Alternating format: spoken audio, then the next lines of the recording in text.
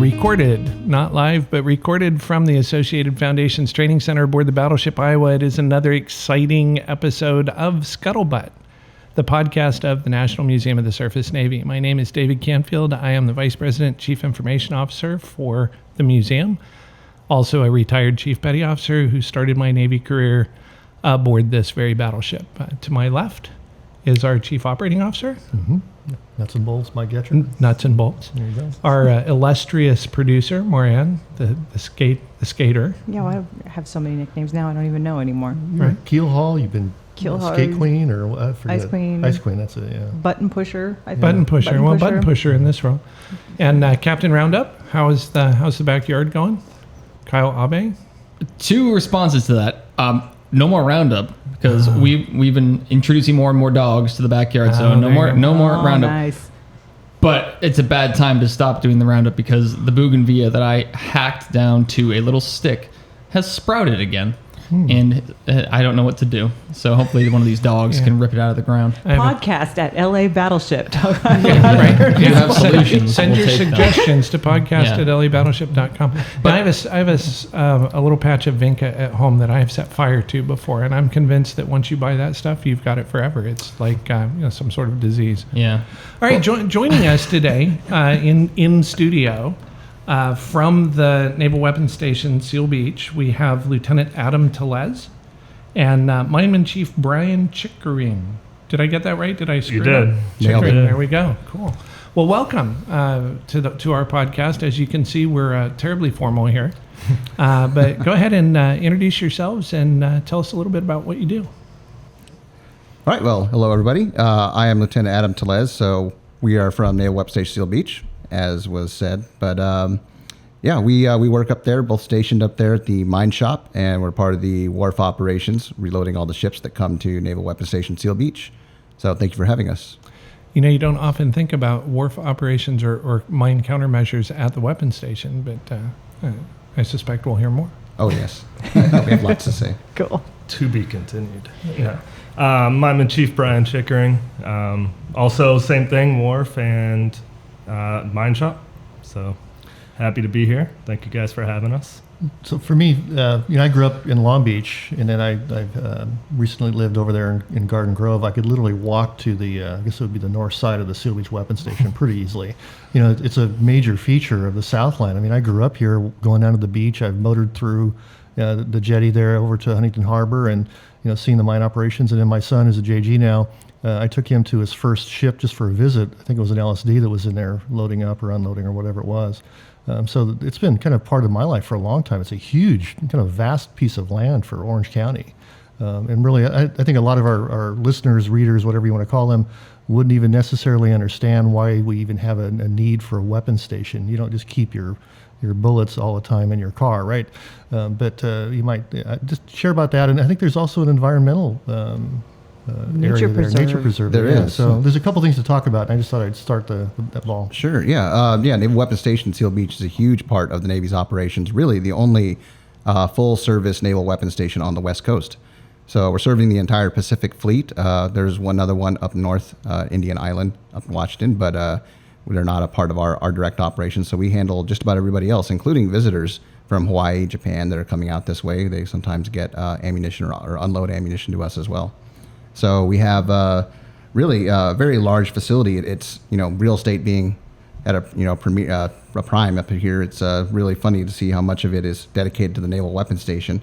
But I don't think anybody wants to live right next to an explosive magazine. So a little bit of distance isn't a bad thing. But it's about 5,000 acres. Really? That's directly between Long Beach and Huntington Beach. Yeah, by the way, as a comparison, I heard the chief of police here in the Port of Los Angeles mention that his police force managed 6,000 acres. So you are just a little under the size of the entire Port of Los Angeles. Wow. This is not a small facility. I'll let our security officer know that. He'll probably There you go. pin that on his shoulder, yeah. We have 230 buildings, half a square mile of ammunition storage. Everything that's needed to service the fleet is contained within our facility. Wow. And then, of course, we have our wharf operations where Chief and I work quite often with the ships pull into. If you're driving down Pacific Coast Highway, you can see them right as you come down on the west side. And, they come in and they get everything that they need from us. Wow. Yeah, it's pretty cool, and you can see it right there from PCH, Yeah. Pacific Coast Highway. You're close enough you can see the ships when they pull in and so forth. It's always been interesting to me too, from navigational point of view. In the middle of the night, they've got, I don't know if they still do, but they had those alignment lights. Yes. So when you put the lights above, you're on the right track. Yes. When it's dark out there, it's really dark. Yeah, range markers. So Yeah. when you're coming in, pulling in, if the one's above the other, then you're lined up. If they're off to the sides, then you're coming in, you're about to hit the breakwater. Yeah, that'd be ugly. So It's a bad day. by the way. It's a bad day. Yeah, bad time. So mine operations, I mean, is it just about loading and unloading? Is there actually other things you do? So at the weapon station up there, we have a mine refurbishment shop. So we actually deal with inert training mines, but we'll receive them from wherever they're recovered from. Sometimes they do not always come back in the most pristine condition, but After being stored under the ocean for 2 to 5 years. Yeah, it's sometimes longer. We'll see when we find them. But no, they'll come back. We'll get all the sea life off, and we'll go ahead and we blast them down to nothing. We'll paint them, mark them, and then ship them out to wherever they're needed for the next exercise. And you guys probably do maintenance then on the other munitions there too, or at least checks on things. We do. So we have a pretty varied workforce. We have about 300 civilians in active duty that work on the weapon station. And we have facilities that do maintenance on missiles. In our department, we do torpedo maintenance. And so we do actually work on the weapons, not just storing and loading them as well. Yeah. And at one point, you would have had, without question, I know this for a fact, you would have had munitions for battleships. Oh, absolutely. And because I used to, years ago, of course, I was a fan of battleships. My dad was served aboard one, but they used to anchor the New Jersey or the Missouri out there on the east end of the breakwater, inside the breakwater there, because you couldn't even get those into the facility at all. And they would bring barges of munitions out to load them or unload them. Yep. We actually still do maintain the capability to do barge loading operations for that type of ship, something larger than what we typically pull in now. And we do have actually 2 battleship rounds, 2 16-inch rounds outside of our office, painted up with our seal. Nice. Oh, cool. Are All they done up. AP rounds? Or are they 1900? Looks like they're AP rounds. Not 6 foot. All right, cool. Yeah. Inert, I suppose. Yes. Well, we hope. We hope. possibly. We haven't tested them yet, but I'll go ahead and take a hammer and let y'all know. There you go. Well, it's Wait funny till you I'm on mention leave. that. People sometimes drop off things at the ship, as a donation, and of course we've had people walk in with live bullets. But the funniest one to me was somebody brought in what appeared to be about a 5-inch round, and dropped it off, and then somebody just took it up inside the ship. And I have to admit that I was the guy that asked the question, well, did anybody look at the base of this thing? Did you get at the fuse? And sure enough, it was all empty, but it's just kind of a rusty old round. It could have come from anywhere. it's a good question to ask. It really Yeah. is. And so we've trained our people to at least ask those questions. Don't just drop the bullets off here. Yeah. It's Don't- not a don't baby let- at the fire station, guys. Do not let people drop the bullets off. Maybe you guys need like No, an amnesty dropping box of bullets out is just front. bad, right? Yeah. It's a 16-inch amnesty box. Yeah. It'd be a big one. I mean, we saw you had some out there. Yeah, absolutely. Actually, we're actually going to be. I might reach out to you guys, not right away, but sometime within the year. We're going to be striking down about 150 of those rounds into the magazine and back up into turret 1 for display. Excellent. So it'll be kind of fun. And we've been working on that a little bit recently, and we have a couple of cool ideas. We're going to use the original equipment, of course, and lower them up and down. It's a pretty potentially dangerous operation, but we'll do it. And they're all inert rounds. They're not going to blow up on us, but falling on you can be just as bad. Well, alongside that, maybe we can put a few mines out in the breakwater here, out in the channel, and give the port a little Then scare. see how you're thinking, right? Yeah, if we're trying to give a realistic experience for folks here. Well, it's happened on the East Coast, not with us. But Way to do it. washed up in Key West. If found, please call. Yeah. So we were looking on our phones, like that's a mine. That's the exact kind that we send out. Oops. I was stationed at found it. Mare Island for a while when Concord Naval Weapons Station was still open before they did the close there. And as part of the BRAC shutdown, when they decided to close Mare Island, they began dredging the channel. Oh, no. And Mare Island had been active since the mid-1800s. And the amount of ordnance that had been thrown over the side, because Mare Island's weapon station predated Concord. And, not that as a small boat guy we would ever dump 50 cal over the side at never. the pier Never happens. to keep from inventorying it when it came back in. You're not shooting it? Watching them, well, that was the question, right? Why didn't you shoot it all? But But yeah, when they ran the dredge through there, it's really interesting. Like a black powder filled cannonball is pretty inert when it's wet, but after you bring it up on the dredge barge and run it through the dredge and it dries out in the sun, it becomes fairly unstable. Yeah, we had a few incidents now, and when we were talking about bringing the ship out of mothballs, one of the places they had talked about putting it was Mare Island, and they would just have to dredge the slip, and I'm like, that might not be a great idea. I mean, maybe not. Yeah. Actually, what's interesting, forgive me for thinking about this, separating what you're talking about, but Concord was actually considered for the ship briefly too. I wouldn't want to dredge there either. Yeah. Well, and that's where they had the accident. Chicago, Oh yeah, that's the Port Chicago accident. Yeah. So during Gulf One, I was stationed at Special Boat Unit 11. One of the few things that we did was active patrols on Concord because we were doing a lot of work out there. And it was a nighttime patrol on a small craft riverine boat, and so we'd go fishing and we'd haul up fish. And we had a guy on the crew named Tommy Prompident, and he was from Thailand, and he would cook this amazing dishes with things like halibut, which are bottom feeders that we fished right off of the weapons station. So we figured that maybe we had all of the heavy metals we ever needed for like the rest of our lives from that fish. No zinc needed, no colds. But they tasted great, and I only glow a little bit. So. Yeah. The mercury adds a little something. It does. It's more texture than flavor. Yeah. Yeah, and it helps you not stub your toe at night. So it's There you go. Oh, there you go. He's thinking.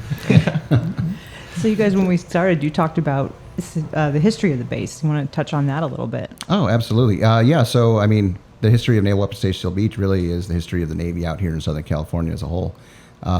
It was chosen for the area, which is, like I said, some primetime real estate, but it was right between what was then Naval Station Long Beach and Naval Station San Diego.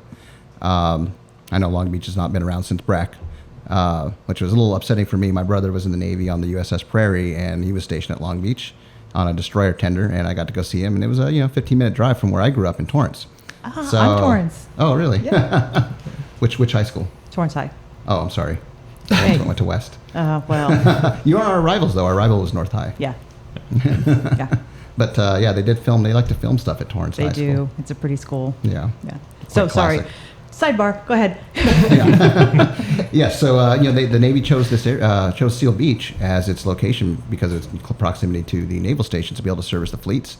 And when it was commissioned in 1944, it was as a naval ammunition and net depot. So it also serviced these anti-submarine nets that they put up in the channels, which I guess that's a pretty clever way to stop a submarine from coming in. Just put up a big steel net. But that's what they were. That's what they were here to do. And then, right in the middle of World War II, so it was a hot spot out here. All that area used to store all the ordnance for all the fleets and all the ships that were deploying. So, and since then, it's been home to all of the personnel and all the ordnance and ammunition that was needed to keep the mission alive out here. And even with the closing of Long Beach, we still service everybody else from San Diego. And also, like I said, visitors from Japan and Hawaii that come out here as well. Yeah, and for people who haven't seen it, you can see an awful lot of it from PCH or the surrounding streets there. It's kind of interesting. It's just a huge flat piece of land with these bunkers that are spaced, hundreds of feet apart and many hundreds of feet away from the roads. You have an awful lot of space out there. Yeah. And that's good, obviously, because if something bad happens, it'll be contained in an area that's going to be better than not. Yeah, we call them earth-covered magazines. They're covered with dirt and grass. They look like giant graves. Right. Yeah. And a lot of people, I've been surprised being out in town in my uniform, running errands or something like that. I'll be asked, where I'm from. Some people assume Los Alamitos, which seems to be more well known for some reason. Yeah, the Joint Forces Training Base. Yeah, but I tell them, Naval Weapons Station Seal Beach. What's there? I tell them, well, pretty much all the bombs, all the missiles, everything that we load onto the ships out there, and they have no idea.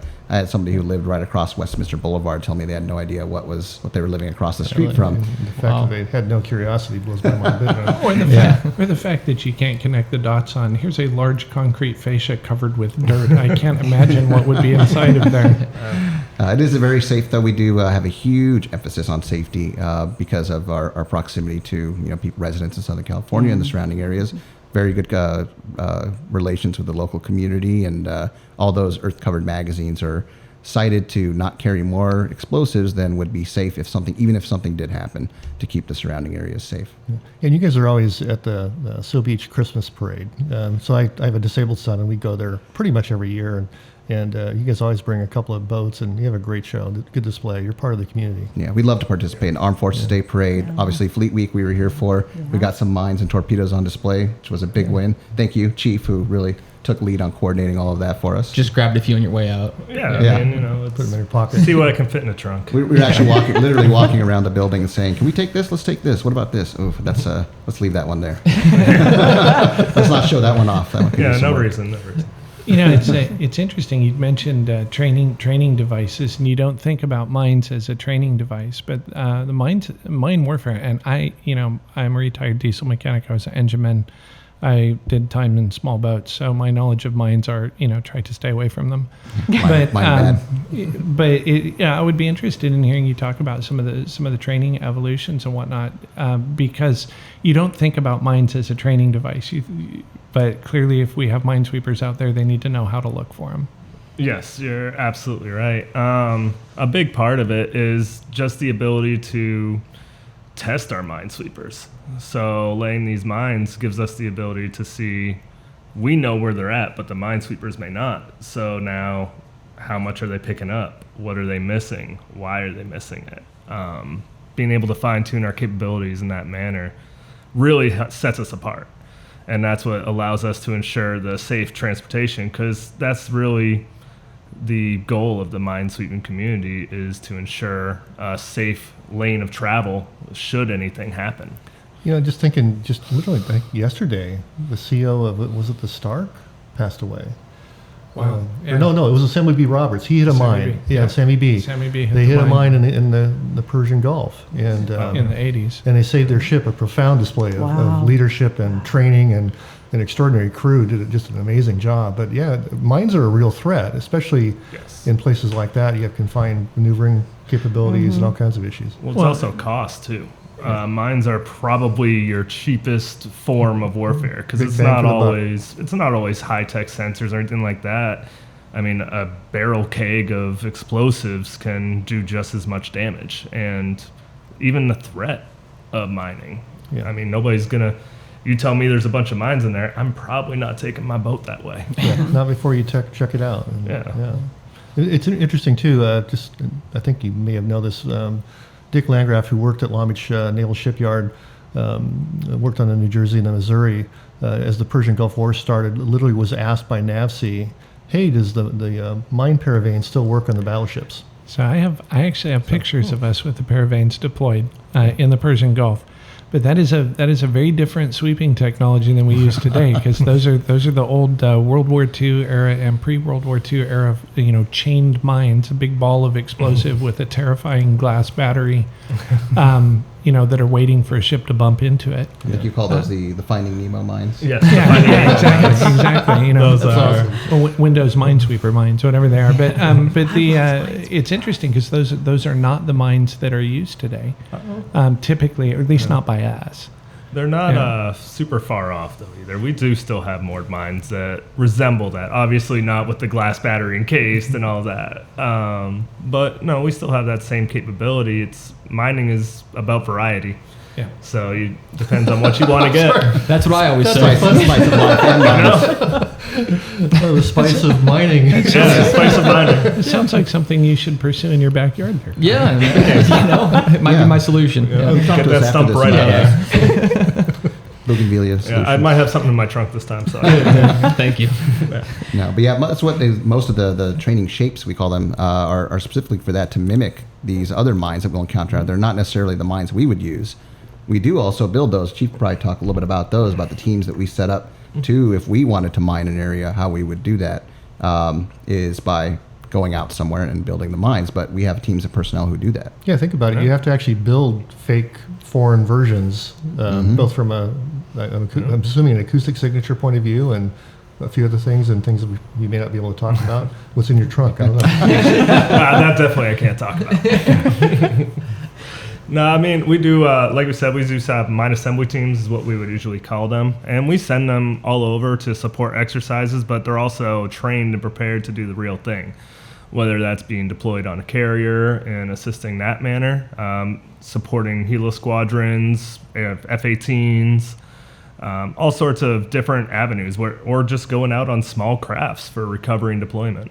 We train our guys in all aspects of that. They have a funny saying about Mineman where we're, masters of none, but great in every other craft. Yeah. Jack of all trades. Right? Yeah, there we Yeah. go. Yeah, never having in my career haven't worked with Mineman until now. It's been an interesting solution to a lot of problems where before you have to go find the right person on a ship. Oh, you need an electronics technician for that. Oh, you need an engineer for that. And here it's like, oh, well, these guys just kind of take care of it all by themselves. Yeah. That's because they work on things that nobody else wants to get near. Yeah. Well, I mean, that's why our ships are wood. So, like, when we are wrong, we at least have something to float on. Pirate Navy. Yeah. No, it's the same way on the ships, too. It's just kind of how our community is built to where we don't really rely on anybody else. We have the ability where we run combat divisions, we run deck division, we run the armory. Pretty much engineering and supply is the only thing that we add on. So it's how we've all been brought up. Really cool. I like that point of view. It's more of almost a commercial point of view. I've sailed on vessels of about the MCM size, and just that makes perfect sense to me. Oh yeah, it's great, and it allows us to kind of raise everybody up, and it always stays fresh. Yeah, because as soon as you master one thing, it's like, nah, you're gonna go over and do this now. that's cool. Having cross training of almost every type like that, I think is hugely valuable. And then coming I was actually a snipe myself when I first came in the Navy. So coming from that background too, it translated really well. Where did you get your start?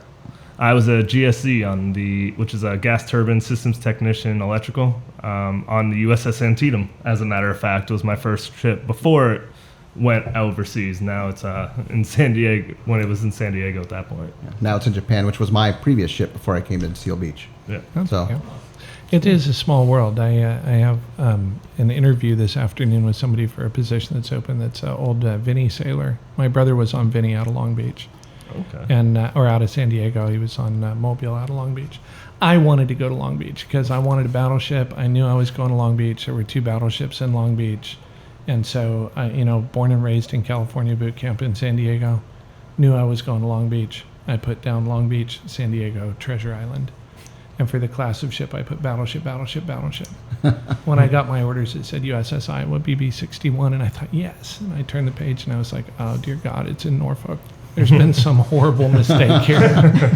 I would have felt the same way. Yeah. So, yeah, I have my 3 oldest kids are in the Navy now. So one in San Diego, one in Aurora, Colorado. He's a CT, right? Lives in a dark room where they feed him flat food. They slide under the door.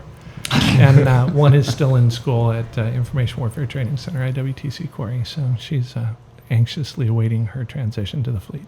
Interesting. I actually was briefly out in Pensacola. We did security out there on temporary duty between my A school and T school. There you go. You ever make it to Trader Joe's? A couple times. I think it closed, didn't it? Yeah, more time in civil quarter.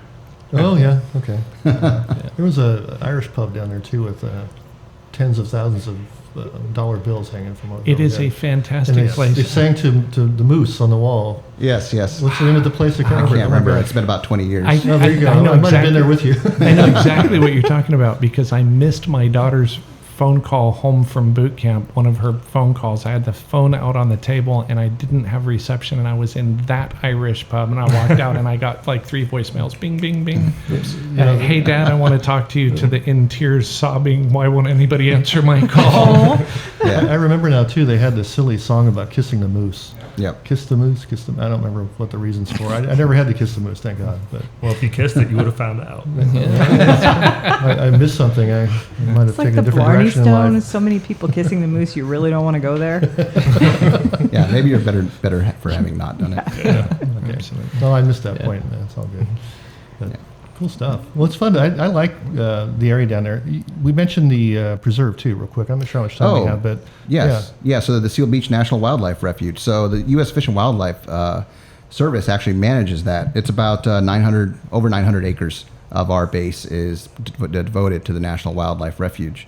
So it's a salt marsh, and all the migratory species and shorebirds and even some marine wildlife that live there including endangered species are there. Recently, they've had quite a few different species down there that they've been watching the populations go up and think they're doing very well. The least tern, which is not a slight on the bird, it's called the least tern. It could be the most turned. Yeah. With the right attitude. Yeah, someday. It's just being humble. Yeah. And then we have peregrine falcons, burrowing owls, eastern Pacific green sea turtles. Cool. And also about 5.6 million ground squirrels that like to eat our government vehicles. We've had a number of them have to go to the shop and get new wiring harnesses because something is irresistible about the insulation on the wires. I'd like to see that line item in the budget, the squirrel budget. Yeah. There's Yeah, enough it of them to exists. have it. There's even the one thing that we don't have though are seals. Surprisingly, even though it's called Seal Beach, the seals were there at one point, and when we moved in, they decided they'd like to go elsewhere. I think La Jolla is where they spend their time chasing tourists. Yeah. So, They probably get fed better down there. yeah. They're out at the islands too, sea lions and seals. Oh yeah. Yeah, that's cool. Fun stuff. Well, it's cool. It's a huge area. It's really kind of neat. Down. I mean, I've driven by it literally my entire life. Oh, yeah. So it's part of my. Well, it's one of those areas of the Navy that you don't think about. I have one of my children on their way to be a CB walking on dirt. I've got another one stationed in Colorado, and people are like Navy in Colorado. There's a lot to the service that people don't think about, and logistics is a much bigger chunk than the actual, point of the spear warfighter. And you don't think about that without the logistics on the back end, without Naval Weapons Station, without the support craft, without those, you can't project power. Yeah, a lot of space and communications out of Colorado as well. Yep. Yeah, Seal Beach actually has a small history with NASA as well. So going back to the Apollo space program, Right. in the 60s, they were building the second stage of the Saturn V rocket at the Boeing facility that was there and actually worked on base as well. Just recently torn Really? down. In fact, it had a big crane right there. That was the erection building, and then you guys had a path, I think, over to the barges on the wharf. Yes, we did. Although we still have, we still do work with NASA sometimes. They still have a relationship with our base. Not to go into too many details, but recently with the James Webb Space Telescope. Cool. Very nice. Wow. Yeah, and then also speaking of Apollo 13 even filmed some scenes on the base as well. That's true. Yeah. They actually specifically, I believe it was the scene where they were all at the house having a barbecue.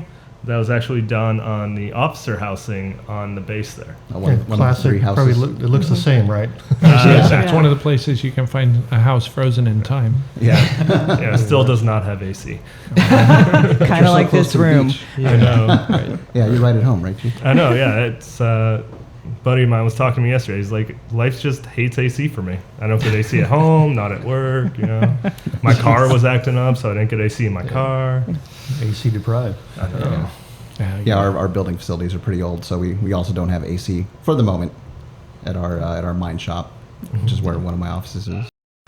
So another thing that's right at the entrance to the facility is the Western Submarine Memorial, Yes. right? And so I think it is the only place on the West Coast. I've been up to in the Bremerton area. I can't think of the doggone it. What's that?